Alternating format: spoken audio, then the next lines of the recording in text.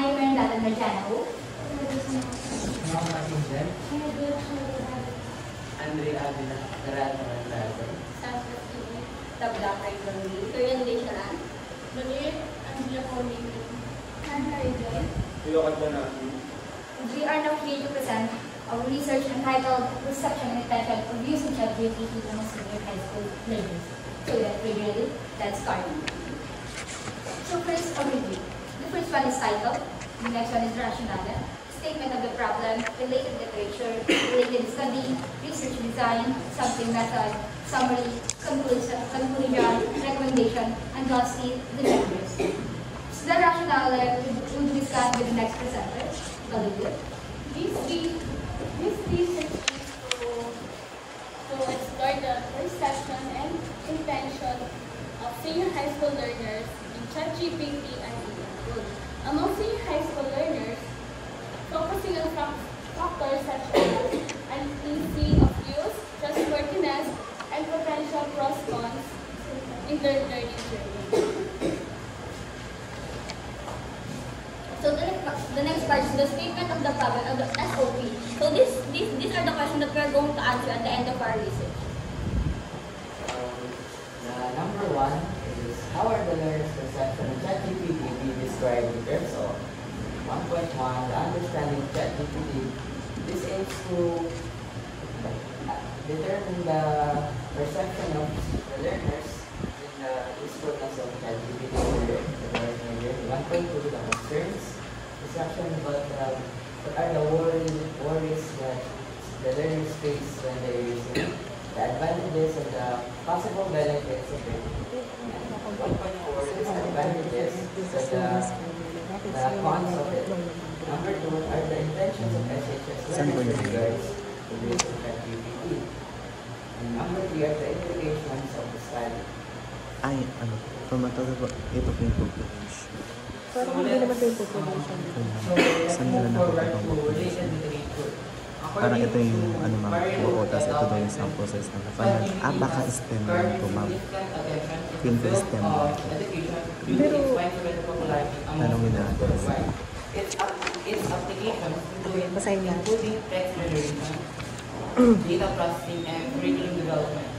Highlight ChatGPT as one of the most advanced chatbot solutions available. ChatGPT positively affects participants' academic performance.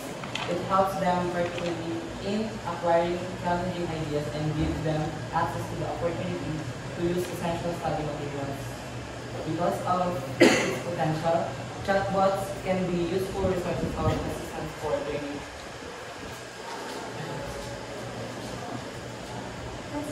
Related study. According to Angotti 2023, university students ChatGPT for learning were investigated. dapat siya. Implication. Sila yung mga one. Revealed general positive views towards ChatGPT's application. Benefits cited included time-saving, diverse information, personalized tutoring, and improved writing clarity. However, concerns were raised about assessing source quality, citing sources accurately, and using idioms precisely. The study suggests solutions like verified ChatGPT responses with reliable sources, using it as a reference tool, providing usage guidelines, and promoting academic integrity for ethical use.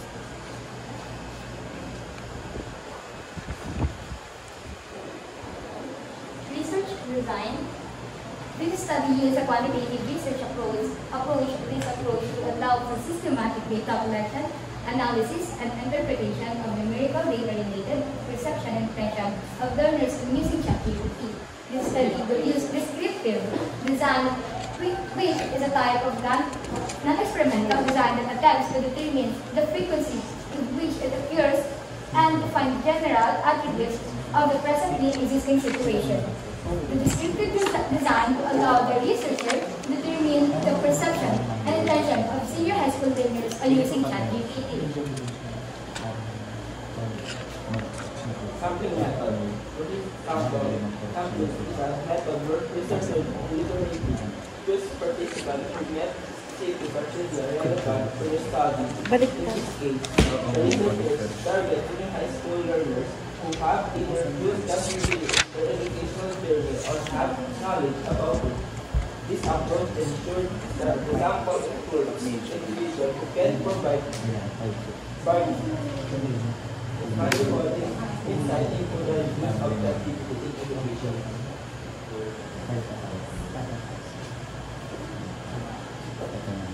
The perceptions of senior high school learners on ChatGPT is subjective.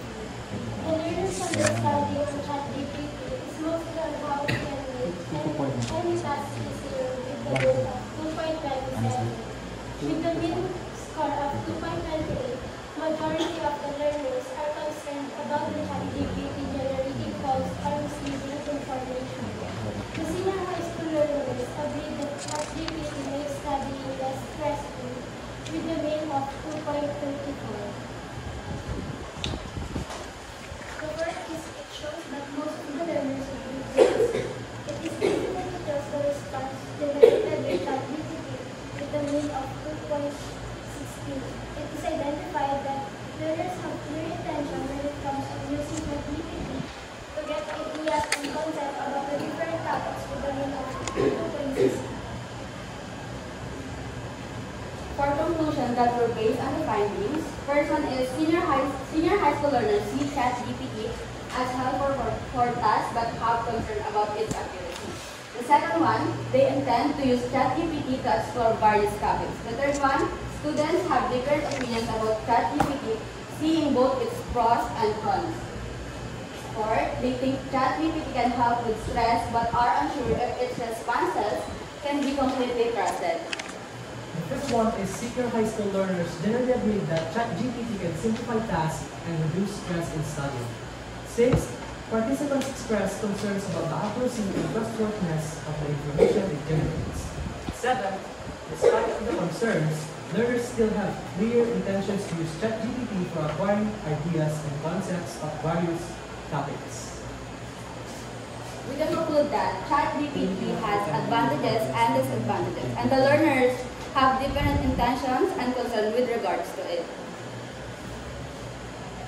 Let's go to recommendation. Our first recommendation, learners should pay attention to the importance of ethical use of ChatGPT, including the potential risks of misuse such as dishonesty, spreading fake misinformation in their academic work. Second, being knowledgeable about ChatGPT and usage is an advantage for the learner, such as quick and easy access.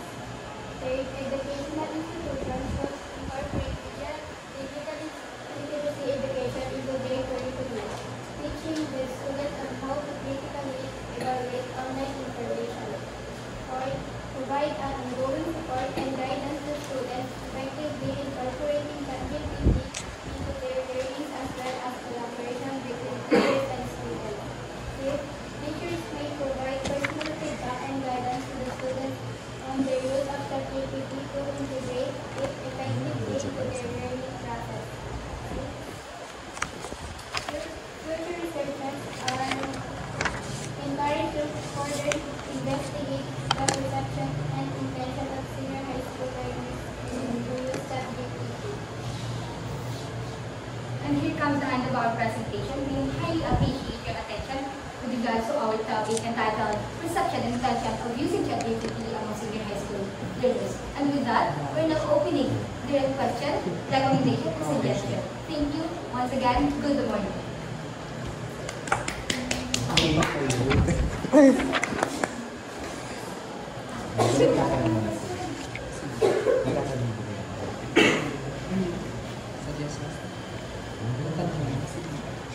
Sige, ikaw muna. So my question is, kahit sino lang pwede sumagot. So with the conclusions or information that you have in your study, what will be your next move? After knowing all the details, yung info, anong gagawin niyo next?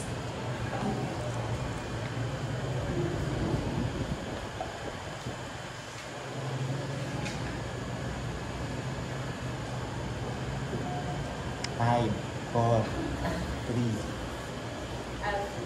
So, after po ng conclusion naman, kami ng recommendation kasi po yung study namin is about us, is to give awareness po. So, para po ma-aware sila. So, after po that, nagbibigay po kami ng like, recommendations para mas maging proper po yung paggamit po nila ng chatbot. Especially ang intention lang po namin, or ang topic lang po namin, is perception and intention of senior high school learners. So that, magkakaroon po kami sa recommendation, doon po kami mag-base sa mga perception nila, na may mga iba po kasi na perception and intention nila na medyo nag-lead po. Okay. Ayan, so for my next question, ito naman sa paper nyo na mismo. What's the basis dun sa inyong Likert scale, especially dun sa ranking ninyo? Ano yung naging basis nito? Ayan, so kunwari punta tayo sa page. Ayan, kunwari dun sa mga tables nyo kasi na.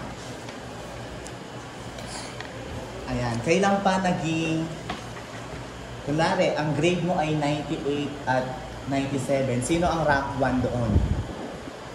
Si 98. Pero hindi yan ang sinasabi sa paper nyo. Kasi nga, sample dito, 2.27 versus 2.64. Ang rank 1 nyo ay si 2.27. Di ba, kung iisipin natin, 98, 97, ang rank 1 doon dapat yung mataas. So how come na ang mababa is yung rank 1 ninyo? Anong naging basis nito? Magkabalikan sila. Bakit? Oo, bakit? Na? Sa YouTube. Sino yan? Sa YouTube channel. Wala akong YouTube channel. Sino yun? So, based po sa dito na po ng Ano yung ano niya? Ano yung relevance niya na maibibig? Ano yung relevance niya sa research na pag ginamit niya yung pabaliktad, magiging maganda? Nasa lista daw sila. Yung sa grading system. Grading system na nasa lista. Yun. Yung po kasi nung kuha po ng sa statistical treatment po namin, makikita niyo po doon na, ito po yung nga po, inanin na yung pinakamat, yung 5 po namin, or 4.21 to 5, is yung po yung number 1 na alam po. Based po sa average na message nga po namin, dahil nga daw po yung parang dapat na kakabit. So, nawala po talaga. Hindi ba siya masyado kasi confusing kung pabaliktad siya? Kasi, halimbawa, yun nga, may strongly agree, tapos, syempre, isipin ko na, ano ba mas mataas yung strongly agree o yung agree? Buti pang nilagay niya lang nila dito, ano sa tawag dito?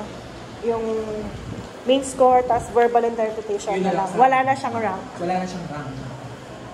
Mas okay yun eh, hindi kiniglagay na kasi may ranking kayo. Oo. Sandalin niyo na lang yung rank. Kasi yun yung nagpagulo. Tapos, yung number 5 nyo, show you the question nyo.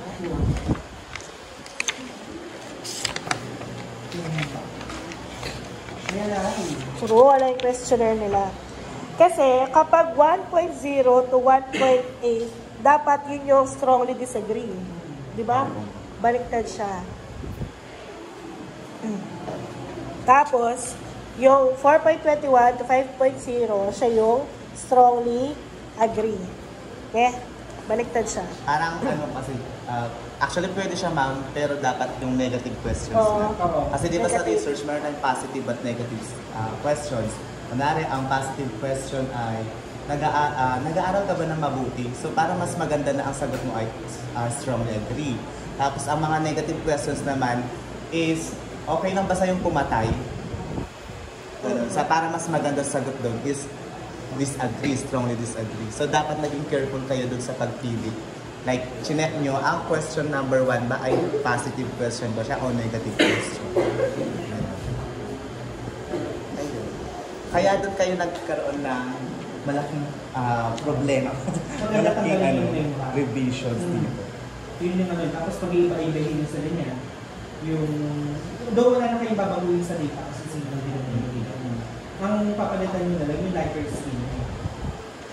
Papabalitan rin mo sila. Pagpapalitan nila yung number. Yun na, tapos yung mga data, Kayo. pagbabalitan nyo, papalitan nyo yung Hindi man sa papalitan, parang pagbabalikan ninyo lang din. Okay, so meron lang comment about the sa locale of the study. Siguro, mas maganda kung tatanggalin nyo na yung this research will be conducted at Cristo Rey Capas Tarlac, tapos with the richest town daw. Nako, Yunita, kasi ang main lang naman talaga na lokal nyo is yung Cristo Rey High School. So, dagdagan nyo na lang yung nakasulat sa Cristo Rey High School. Tapos, dun sa inyong, meron kayong sinulat dito na total population, dun sa may participants din, from a total population of 135 senior high school learners. Yun na ba yung na-compute nyo dun sa Slovin's formula? Something po kami, which is nag-ito po kami. Proposing. Diba ang purpose talaga siya? Anong purposing? Kunwari, sabi niyo kasi dito, 135 senior high school learners. Oo, tapos sabi nyo, calculated the sample size is 100. Kaya nalito ako, ano ba yung na-compute nyo doon sa Slovin's formula? Is it 135 or 100? 135 po yung mga population. Sino sila? Yung mga aware Buong- po sa ChatGPT. 135. So siguro ano lang ma'am, dagdagan nila na From a total population of 135 senior high school learners who are aware of parang kasi ganun. dito na ang napakita, ang buong senior Puso high school ay 135. lang. Hindi nyo naman kasi kailangan ilagay yung 35 minutes. Yung mismo respondents yun na yung ilalagay mo. Hindi nyo kailangan ilagay kung sino yung aware. Tapos ikukuha kayo ng ano doon. Yung mismo pinaka-number na lang. Tapos buti hindi nyo pa kung 135 yung aware, buti hindi nyo pa sila kinuha lahat. Total enumeration. Yung mismo population ng mga aware dun sa mismo. But 100 pa? Ba't iniwan yung 35? So, GPT, kasi yung 135 lang ang aware dyan. Pwede ba? Oh, bakit 100 pala? Uy, pag 135 yung Slovins niya, hindi naman 100. Ano yung ginamit yung margin of error? 0 point? O hindi siguro. 0.05? Hindi siguro. Kasi naano ko na yun eh, kung 1,000 plus ang respondents mo, ang 0.10, nasa 90 plus yung respondents mo. Ang 0.05, hindi umabot na ng 0.05, umabot na siya ng 200. With your value, 135 lang ba? Kung 135 siya, bakit 100 yung participants? 135, yung total population. Oh, yung mga aware daw sa Tapos chat. ang ginamit niya, Sige, 0.5, complete. hindi. Oo, tapos 100. Dapat silang lahat na. Kasi, hindi, tignan mo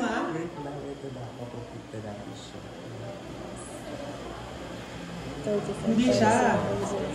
Siguro mga 20 lang ang respondents, pero kaya ang 15. Ano siya? Asa ko siya? 100. Ano ba? 100? Oh, 100. 100.0. 100.9. Siguro sa 1,000 kasi yung kinukumpit ko talaga. 135. From a total population of 135, siguro lagyan nyo na lang sino itong 135 na to, na sila yung mga aware sa ChatGPT, ne?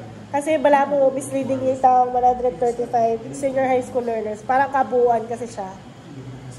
Tapos, number 2.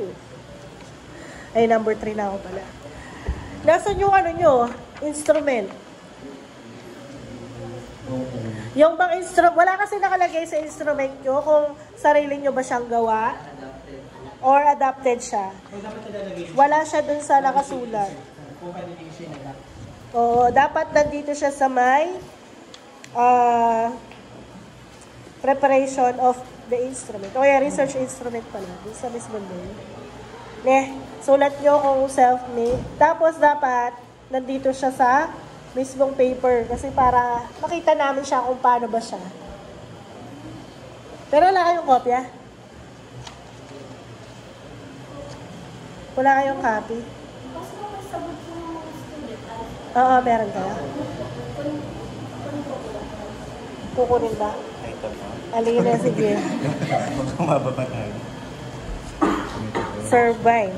Yan na. Kasi no, Yung sa akin na sa technical. Yung ano nyo kasi, yung abstract nyo, hindi ko nakikita yung content na kailangan. Ano ba ang pagkakaintindi nyo sa abstract? Yung pinakasama rin na research, no? So, sinama rin nyo. Ano yung sinama rin nyo doon? Yung findings, sigurado kayo. Kasi pag sinabi mo doon sa mismong abstract na natin, yung mismong ano niya lang, yung mismong mga content na meron dapat siya, yung mismong title nyo, objective nyo, result, at saka recommendation. Nasa page. Yung ganun lang. Tapos, maximum ko, 200. Actually, ang inaalaw ko lang is 150. Maximum na yun. Yung sa inyo hindi, sobrang yung dami. So, kung ano na kayo dito, halimbawa, the study investigated, yung title ninyo, ano yung objective ninyo? Tapos, yung mismong result, o halimbawa, research design na ginamit ninyo, research instrument na ginamit ninyo, ilagay nyo dito, tapos yung result. Ano yung result niya? Not the numbers, but yung verbally description, yung verbal description. Kasi ganito, most of the students ay ganito sila, ganyan sila. Most of the learners, respondents, ganito sila, ganyan sila. Ngayon, with this, saan yung ganun? Ano yung recommendation sa inyo as a researcher na nag-recommend nyo yung ganitong bagay na ano yung part doon na ano yung recommend nyo doon sa mismo recommendation part sa chapter 4. No? Yun yung pinaka-ano doon. Kasi yung dami yung pinalabok dito, isa naman lang yung pinapoint ko din naman kasi siya. No? Nakamata masyado maraming words. Parang kung summary lang, masyado siyang mahaba. Para yung introduction nyo, no, mag-start kayo dun sa mismo, identify nyo muna, bigyan nyo na justice yung mismo ChatGPT. Para sa yung ChatGPT, ano ba yung purpose niya, ano ba yung negative siya, casting niya, and so yung support, international, national, at saka local. And mag-ano na kayo, no, since tapos na yung study ninyo, mag-past tense na kayo. Kasi dami pa may will be conducted, mag-past tense na kayo, mag-was na kayo. O kaya, past participle ako, past tense. So yun, tapos yung pakapalitan din yung conceptual framework. Kasabaan nyo naman yung introduction ng conceptual framework nyo. Huwag nyo na identify dito kung ano yung IPO siya kaano. Identify nyo yung brief introduction about ChatGPT. Tapos, paradigm of the study. Ano yung explain nyo, ano yung mismong flow ng study. O yung flow ng research niyo. At saka, ano yung pagkakaintindi niya sa implication? Ano yung pagkakaiba ng implication sa recommendation?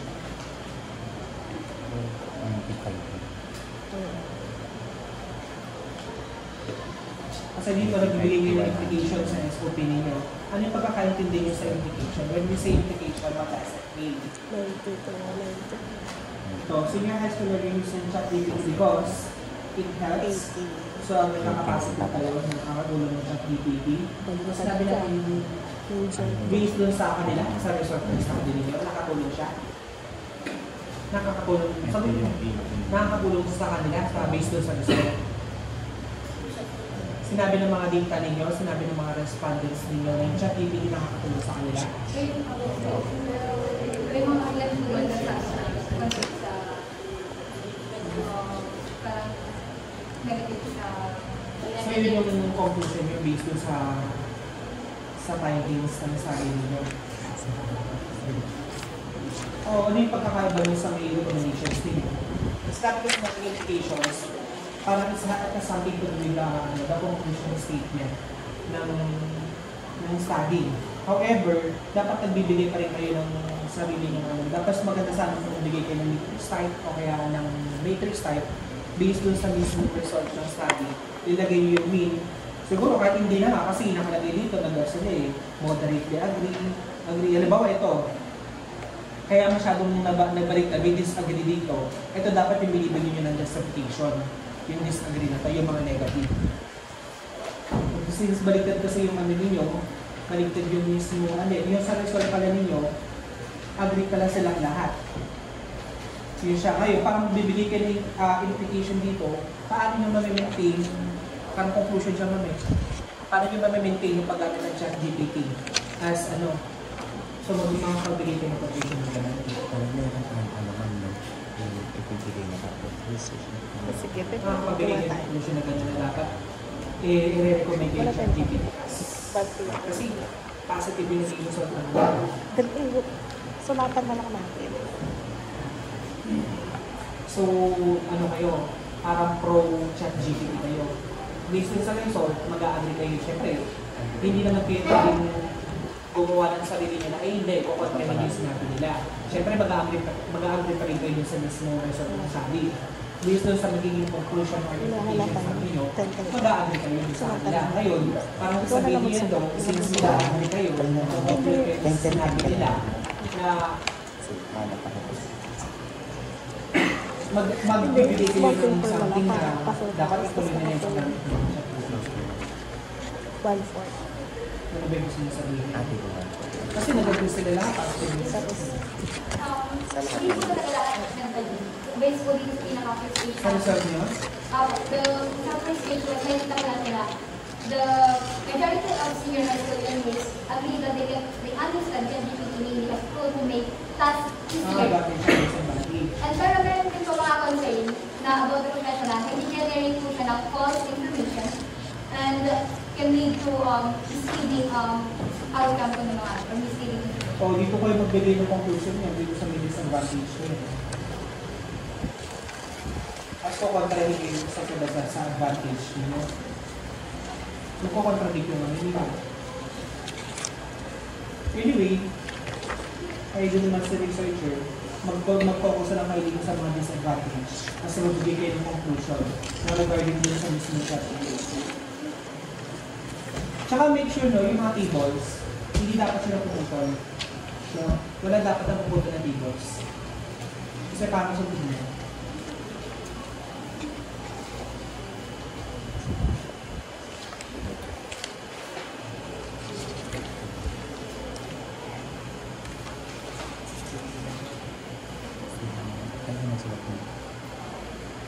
Tsaka dun sa may summary at saka summary of findings at saka sa conclusion nyo, nag-reject yung dalawa, no? Halimbawa, SOP number 1, summary of findings SOP number 1, 1.1, dapat conclusion number SOP 1, conclusion 1.1. Kagay ko siya?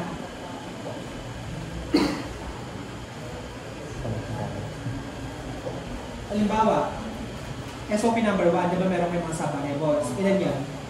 4. So, dapat doon sa may conclusion niya, SOP number 1, conclusion number 1, SOP number 1, dapat magiging may 1.1, 1.2, 1.3, 1.14 na kayo na conclusion. Doon sa SOP, doon sa, i-conclude nyo kasi ito yung sub-variable 1, sub-variable 2, sub-variable 3, sub-variable 4. Doon kayo magkakaroon ng conclusion. Based doon sa ano. Hindi yun ibibigay number, pinakita nyo na yung number dito, ito yung linya. Dapat dun sa may conclusion number 1, na-conclude nyo na itong number na most of the students ay nag-a-agree sila. Most of the students agreed sila. Wala na numbers. Nag-get nyo? Kaya dapat yung summary ng findings sa conclusions, nag-a-agree sila, pareho sila pareho. No? Kasi iba na yung result nyo dito sa conclusions siguro kapag sinabi yung conclusions as a whole na kagad siya. Hindi, dapat nag-base pa rin kayo ng conclusion nyo sa summary of findings. Dapat pareho sila ng result. No? Kung sa may summary of findings number siya, sa may conclusions, words na siya. Yung mismo corresponds niya. Halimbawa, 2.27. Ano yung 2.27 dun sa mismo conclusion? Most of the students, sinabing agree sila, disagree sila. Meron. No, yun yung agreement statement yun. So yun lang. Let's go.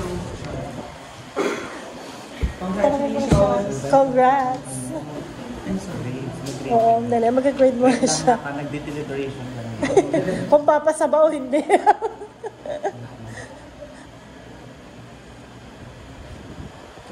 Ikupitan mo na sisi.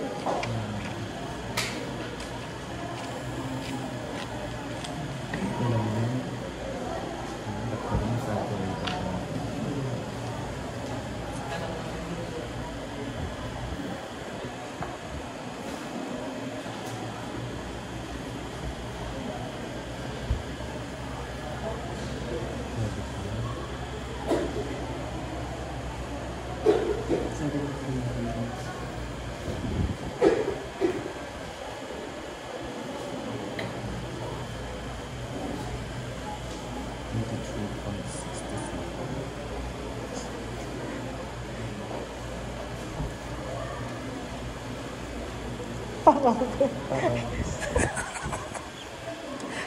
Isulot ka? Parang na. Parang na kami sinasabi. Grades na. Wala magbigay. So here's your verdict. So congratulations guys. Congrats. Huwag kayong susuko. Huwag kayong susuko sa buhay. Congratulations! Uy, bakit kalungkot da? Why are you so malungkot, guys?